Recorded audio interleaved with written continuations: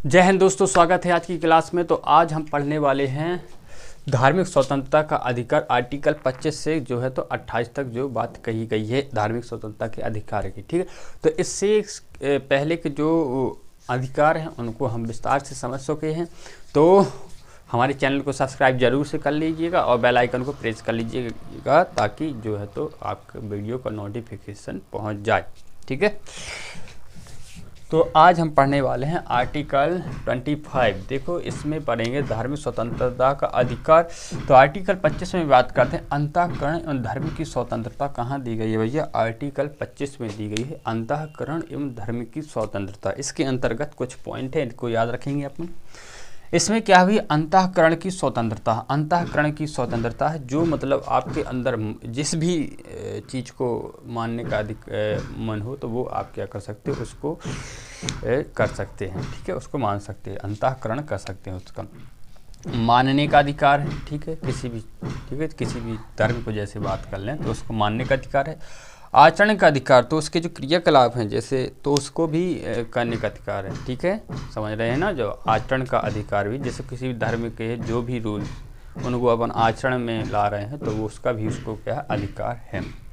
धर्म का प्रचार प्रसार का अधिकार और अपनी धर्म का जो है तो प्रचार प्रसार करने का अधिकार भी आर्टिकल 25 में दिया गया है। इतनी बात आपको समझ में आना चाहिए। ठीक है, तो ये पॉइंट इंपॉर्टेंट है, इनको याद रख लेना। अंतःकरण की स्वतंत्रता, मानने का अधिकार, आचरण का अधिकार और धर्म का प्रचार प्रसार करना आर्टिकल 25 के अंतर्गत ही आते हैं। और एक चीज़ और याद रख लें कि जो सिख समुदाय के लोग हैं उनमें जो कृपाण धारण करने की जो वो है परंपरा, तो वो भी एक स्वतंत्रता है। ठीक है, तो उनको कहीं भी अगर उनको कृपाण धारण करने के उससे उनको मनाही नहीं की जा सकती। चाहे मान लो लोक व्यवस्था के नाम पर, जैसे मान लें अपन का लोक व्यवस्था के नाम पर उनकी कृपाण अपन धारण करने पर मना कर दें तो ऐसा नहीं होगा। लोक व्यवस्था हो या कोई भी, वो अपनी कृपाण धारण करना उनका क्या है, एक अधिकार है। ठीक है, उनकी एक स्वतंत्रता है। ठीक है, तो लोक व्यवस्था के नाम पर उनकी जो है तो इस पर कोई प्रतिबंध नहीं लगाया जा सकता। उनको कृपाण धारण करना एक क्या है, स्वतंत्रता है। वो इससे जो अपनी वेशभूषा अपनी कृपाण धारण किए हुए किसी से भी मिल सकते हैं। ठीक है, ये चीज़ आपको याद रखना है। और बात करें जो इसमें बात कही गई है धार्मिक स्वतंत्रता के अधिकार में, इसमें हिंदू शब्द जो है, हिंदू शब्द के अंतर्गत कौन कौन आ जाते हैं? सिख, बौद्ध और जो है तो सिख, बौद्ध और जैन, जो तो जैन लोग भी क्या है हिंदू शब्द के अंतर्गत जो है तो आ जाते हैं। ठीक है, हिंदू जो अपन बात करें, हिंदू जो शब्द है, हिंदू के अंतर्गत हमारे कौन आ जाते हैं? सिख भी आ जाते हैं, इसमें जैन भी आ जाते हैं और बौद्ध भी आ जाते हैं। ये भाई किसने कहाँ की है? आर्टिकल जो है तो 25 की बात कही गई है, राइट। तो ये बात है, हिंदू शब्द के अंतर्गत ये चीज़ शामिल की गई है। ठीक है, इसको अपन क्या कर देंगे, मिटा देंगे। और एक आर्टिकल 25 के अंतर्गत ही एक इम्पॉर्टेंट जो है तो पॉइंट है, उसको अपन याद रखना है कि आर्टिकल 25 में कहा गया है कि किसी भी धर्म के लोगों को जो है तो किसी लोगों को किसी धर्म को बदलने का अधिकार नहीं। मतलब समझ रहे हैं ना हम जो कह रहे हैं? दूसरे आर्टिकल 25 में कहा गया है दूसरे व्यक्तियों के धर्म को परिवर्तन करने का अधिकार नहीं है। ठीक है, जैसे कोई भी दूसरे व्यक्तियों को धर्म को परिवर्तित करने का जो लोगों से धर्म को परिवर्तन करने का अधिकार नहीं है। ठीक है, अगर कोई व्यक्ति मन से चाहे तो वो अपना धर्म बदल सकता है, लेकिन अगर हम चाहें अगर हम कहें फोर्सफुली अगर उसको धर्म परिवर्तन करने की सोचे तो ये क्या है, गुनाह है, इसको नहीं किया जा सकता है। तो आर्टिकल 5 में इम्पोर्टेंट पॉइंट है कि अगर कोई व्यक्ति मन से अपने धर्म चेंज करना चाहता, धर्म बदलना चाहता है तो उसमें कोई वो नहीं, ये उसकी क्या है, स्वतंत्रता है। और अगर किसी से जो है तो दबाव स्वरूप या फिर ज़बरदस्ती धर्म बदलवाने की अपन वो करें तो इसकी मनाही की गई है। इसको कोई भी स्वतंत्रता नहीं दी गई है, इस पर क्या है, इसकी बिल्कुल मनाही की गई है। इतनी बात आपको याद रखना है। ठीक है, तो आशा करते जो आर्टिकल 25 है इसको समझ में आया होगा, राइट।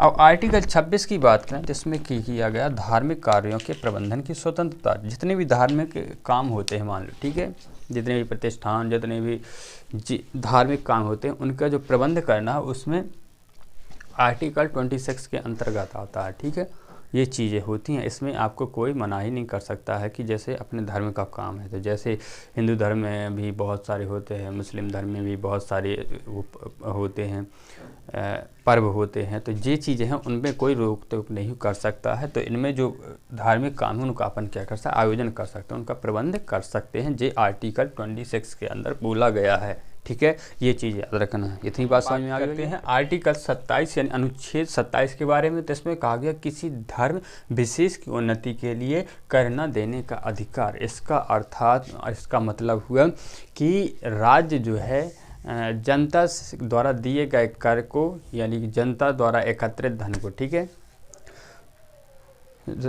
जनता द्वारा दिए गए धन को किसी भी धर्म के उत्थान के लिए कार्य नहीं कर सकता है राज्य। ठीक है, उसको फंड नहीं कर सकता है। ठीक है, इतनी बात याद रखना है कि जो है तो जनता द्वारा दिए गए धन को, यानी कर द्वारा सरकार के पास पैसा कैसे पहुंचता है, जो है तो टैक्स के द्वारा ही पहुंचता है ना, तो उस टैक्स का वो किसी भी धर्म के उत्थान के लिए उसका उपयोग नहीं कर सकती है। ये चीज़ याद रखना।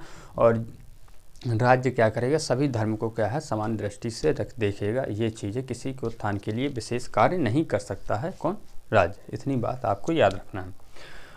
आर्टिकल 28 में बात किया गया है कुछ शिक्षा संस्थाओं में धार्मिक शिक्षा और धार्मिक उपासना में उपस्थित होने का अधिकार, स्वतंत्रता होनी चाहिए, वो है आर्टिकल 28 में ये चीज़ है। उदाहरण मोस्ट जो है तो उदाहरण कौन से हैं, मदरसे। ठीक है, यहाँ क्या होती है, धार्मिक शिक्षा जो है तो पॉपुलर है ना, मतलब ये सभी क्वेश्चन जो है तो ये क्या है, उदाहरण आपको सभी को पता होना चाहिए।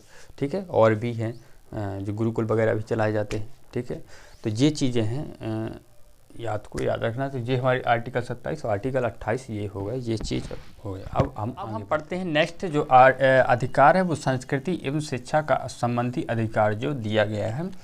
आर्टिकल 29 से लेकर आर्टिकल 30 तक ये अधिकार दिया गया है। ठीक है, ये समझ में आया। संस्कृति और शिक्षा का अधिकार कहाँ दिया गया है, आर्टिकल 29 और 30 में। ठीक है, आर्टिकल 29 में बात करें तो केवल ये इंडियन नागरिक को दिया गया है। आर्टिकल जो धार्मिक ये वाला है संस्कृति शिक्षा का अधिकार, ये कहाँ दिया गया है, इंडियन नागरिकों को दिया गया है।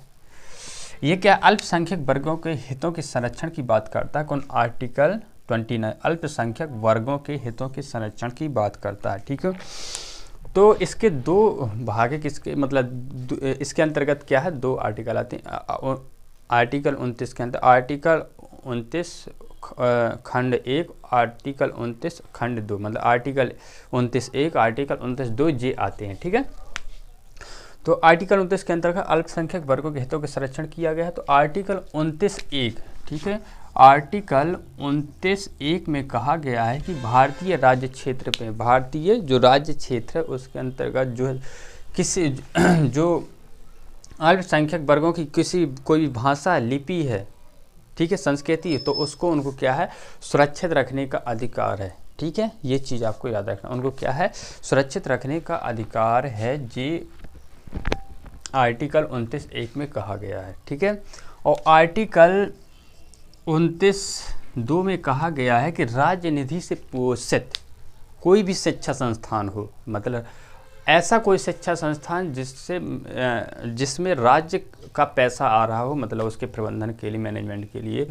तो राज्य निधि से पोषित कोई भी शिक्षा संस्थान में किसी भी व्यक्ति को धर्ममूल वंश जो है तो इसके अनुसार उसको क्या है ऐसा अपात्र घोषित नहीं किया जा सकता है, मतलब उसको वंचित नहीं किया, शिक्षा से वंचित नहीं किया जा सकता उस संस्थान में। ये चीज़ आपको याद रखना है। अगर जो कोई राज्य से पोषित शिक्षा संस्थान है तो उसमें किसी भी प्रकार की जो है तो इस चीज़ में क्या है भेदभाव नहीं किया जाएगा, उसको शिक्षा प्रदान की जाएगी। ये चीज़ आपको क्या करना है याद रखना है। ठीक है, कि धर्म, मूल, वंश, जाति, भाषा इसके आधार पर उसमें भेदभाव नहीं किया जाएगा। ठीक है, फिर बात करते हैं आर्टिकल 30। आर्टिकल 30 में बात की गई है कि शिक्षा संस्थाओं की स्थापना और प्रशासन करने का अल्पसंख्यक वर्गों का अधिकार है।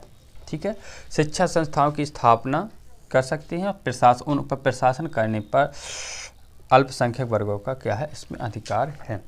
ये चीज़ याद रखना है आर्टिकल 30 में वो शिक्षा संस्थानों की स्थापना कर सकता है, उनका अल्पसंख्यक, और उनका क्या कर सकते हैं, प्रशासन यानी मैनेजमेंट चला सकते हैं, जो भी है।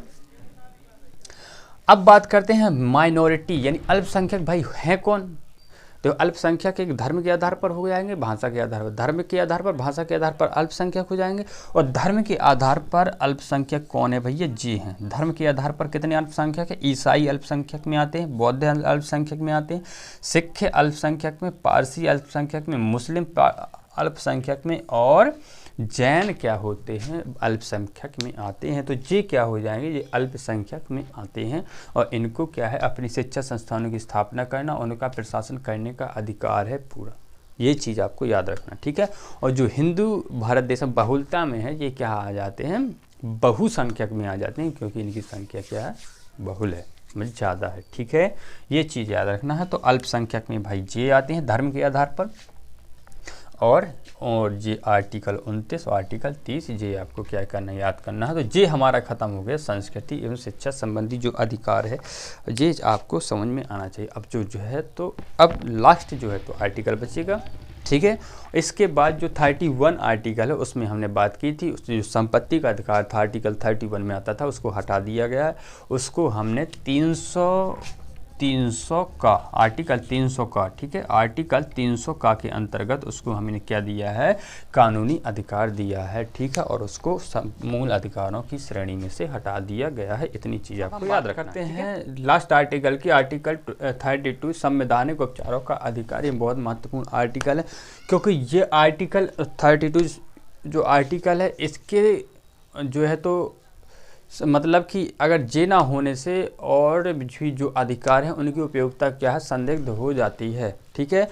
इसकी अनुपस्थिति में, आर्टिकल 32 की अनुपस्थिति में और भी जो अधिकार हैं उनकी उपयोगिता क्या हो जाती है, संदिग्ध हो जाती है, क्योंकि जो भी अधिकार हैं उनके उल्लंघन अगर होता है तो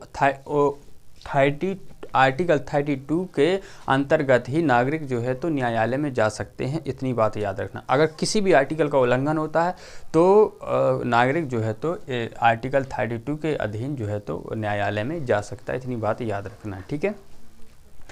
32 की बात करें तो ये क्या है, आर्टिकल जो 32 है मूल ढांचे का अभिन्न अंग है। ये इंपॉर्टेंट पॉइंट है, याद रखना। और इसको क्या है, डॉक्टर अम्बेडकर साहब ने, बी आर अम्बेडकर ने इसको संविधान की आत्मा बोला। किसको, आर्टिकल 32 को संविधान की आत्मा बोला बी आर अम्बेडकर ने। और आर्टिकल 32 के अंतर्गत सुप्रीम कोर्ट, ये क्या है, एससी का मतलब क्या है, सुप्रीम कोर्ट 5 प्रकार की रिटें जो है तो जारी करता है। कौन कौन, बंदी प्रत्यक्षीकरण, परमादेश, उत्प्रेषण, प्रतिषेध और अधिकार परीक्षा। ये चीज़ 5 रिट जो है तो सुप्रीम कोर्ट निकालता है। और हाई कोर्ट जो बात करें यानी कि उच्च न्यायालय, आर्टिकल 226 के तहत 5 प्रकार की रिट जो है तो निकालता है। ये दोनों आर्टिकल मोस्ट हैं, इनको याद रख लेना, ठीक है। हाई कोर्ट 226 के तहत रिट जो है तो निकालता है, और जो है तो सुप्रीम कोर्ट 32 के अंतर्गत निकालता है। रिट एक प्रकार का क्या होता है, अगर आपने वारंट सुना है, ठीक है, वारंट भी एक प्रकार का रिट होता है, आप इस तरीके से समझना, ठीक है। तो ये चीज़ हो गई। अब बंदी प्रत्यक्षीकरण की बात करें, बंदी प्रत्यक्षीकरण क्या है, निजी और सार्वजनिक संस्था दोनों के अंतर जो है तो विरुद्ध क्या किया जाता है, इसको निकाला जाता है। कौन, बंदी प्रत्यक्षीकरण, ठीक है। ये चीज़ है, बंदी प्रत्यक्षीकरण होता है मतलब सात शरीर जो है तो न्यायालय में उपस्थित होना। सात शरीर मतलब कि समझ रहे हो ना, जिसके खिलाफ जैसे ये निकाला जाए तो उसको खुद ही उपस्थित होना पड़ेगा, कहाँ, न्यायालय में। ये चीज़ है। परमादेश है दूसरा, उत्प्रेषण है, प्रतिषेध है, और क्या है, अधिकार परीक्षा में। उत्प्रेषण में क्या करेंगे, उत्प्रेषण में न्यायालय जो है तो अधीनस्थ न्यायालय जितनी, उनमें जितने लंबित मामले हैं उनके बारे में जानकारी मांग सकता है, उत्प्रेषण में बात की गई है। प्रतिषेध में बात की गई है कि अगर न्यायालय क्या है अपने अधिकार क्षेत्र से निकल कर काम करता है तो उसके संबंध में जो है सुप्रीम कोर्ट प्रतिषेध जो है तो रिट जारी कर सकता है, अगर अपने अधिकार क्षेत्र से बाहर निकल कर काम करे, जहां उसका अधिकार नहीं उसमें काम करता है अधीनस्थ न्यायालय, ठीक है, अधीनस्थ न्यायालय के अंतर्गत निकाल सकता है। अधिकार परीक्षा की बात करें, ठीक है, अधिकार परीक्षा में बात करें तो इसमें बात की गई है कि अगर एग्जाम्पल में दें, बहुत सरल एग्जाम्पल, जैसे आपकी जॉब लगी, ठीक है, और जॉब लगी तो आपका ज्वाइनिंग हुआ तो आपकी जगह किसी ने और ले ली, ठीक है, आपकी जगह किसी और ने ले ली। मान लो आप गए वहाँ तो आपकी जगह कोई और बैठा है, तो उस स्थिति में अपन सुप्रीम कोर्ट जाएंगे, मतलब न्यायालय जाएंगे, तो अधिकार परीक्षा करेंगे कि भाई कि सो फिर वो कहेंगे, अधिकार परीक्षा रेट लगाएंगे कि भाई अगर आप इस कुर्सी में बैठे हैं तो इसका भाई हमको कुछ अधिकार बताओ, कुछ जैसे मान लो ज्वाइनिंग लेटर तो उसको बताओ जी, हर चीज़ें बताओ। तो ये चीज़ होती है अधिकार परीक्षा। तो ये इस चीज़ में लागू जो है तो बात कही जाती है इसकी, ठीक है। और परमादेश तो क्या है, ये सार्वजनिक संस्थानों के खिलाफ जारी की जाती है। परमादेश सार्वजनिक संस्थान और जो निजी और सार्वजनिक संस्थाओं के जो है तो विरुद्ध जारी किया जाता है, ठीक है। अधिकार परीक्षा जो है तो आपको समझ में आया होगा, ये चीज़ होती है। तो अधिकार परीक्षा है, हालांकि आपको समझ में आया होगा, उदाहरण देके बताया है तो आपको ये क्लियर हुआ होगा हल्का फुल्का। तो अब ये हमारे यहाँ से आर्टिकल जो है तो फिनिश हो रहे हैं, ठीक है, मतलब ये लास्ट आर्टिकल है। तो मिलते हैं हम नेक्स्ट वीडियो में किसी नई वीडियो के साथ, ठीक है। तो इसके आगे जो पढ़ाएंगे, तो वीडियो को लाइक कर दो और चैनल को सब्सक्राइब और दोस्तों से ज़्यादा से ज़्यादा शेयर कर लो, ठीक है। तो मिलते हैं नेक्स्ट वीडियो में। स्वस्थ रहो, मस्त रहो, जय हिंद।